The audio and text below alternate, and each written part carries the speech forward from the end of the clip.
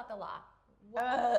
Can you inject? Can you not inject? Who can inject? Here's the truth. I'm just going to direct you to what the Texas Medical Board says because they do govern this. So in Texas, we're the Wild West. Almost daily we get calls of, do you teach injectables to non-medical professionals? Our stance is no, we do not. We just really want to stay as compliant as possible. A lot of our existence goes on top of ethics. We would rather be compliant and buttoned up and as safe as possible over profit. I think at the end of the day, if you look at the law, it's on Texas Medical Board. 80% of what it's saying is it's a hard no.